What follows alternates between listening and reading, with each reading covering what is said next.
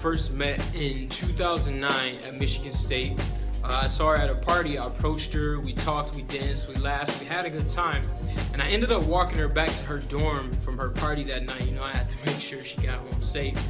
And after that night, I think we only talked once, and that was 2 years later when I bought a football game ticket from her. But other than that, we never talked in college. So it was interesting how everything all worked out. So in 2015, when I lived in Mishawaka, Indiana, I was on LinkedIn and I saw that Dominique worked at Whirlpool.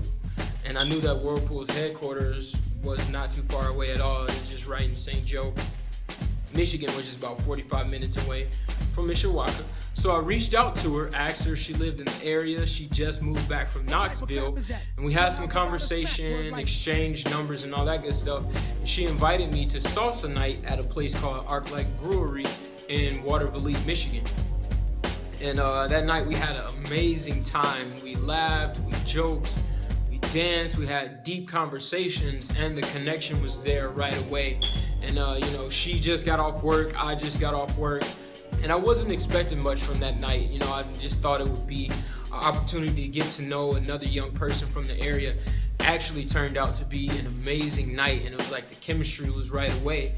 And I was so intrigued by her, and I wanted to continue to get to know her and hang out with her again and get to know her on a more deeper level than just that one night.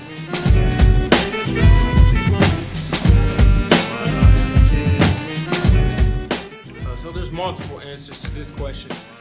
First one is, it was New Year's Eve 2016.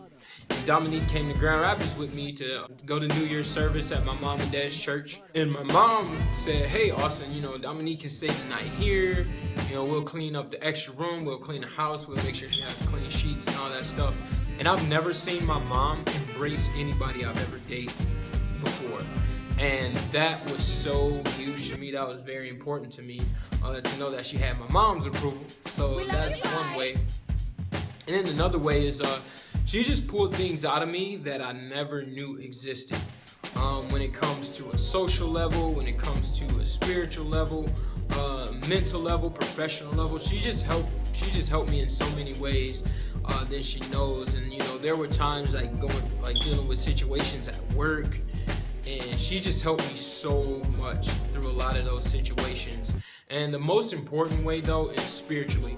She has a heart after God. She's extremely passionate about living her life for Christ and being on fire for God. And that's very important to me, because that's the area in my life where I've lacked accountability partners when it comes from a dating perspective. And right away, that was one of our connecting points, was our spirituality. And she holds me accountable to live right, to stay in my Bible, not to only read it, but to actually live out the kind of life that God desires for us to live. And that's so important going into our future, because if we want to continue to grow, if we want to continue to prosper in all areas of our life, God has to be the center of that. And so she makes sure that God is the center of our lives, and I appreciate that so much about her. And I just really love Dominique so much. I'm excited to get to spend the rest of my life with her, to one day live with her, to continue to travel the world with her. And I'm just, like I said, I'm so excited, and this is a blessing from God that He's allowed me to be prepared for this moment in my life. And Dominique, I love you so much, baby. I can't wait until August 25th, 2018, when we say yes and when we say I do.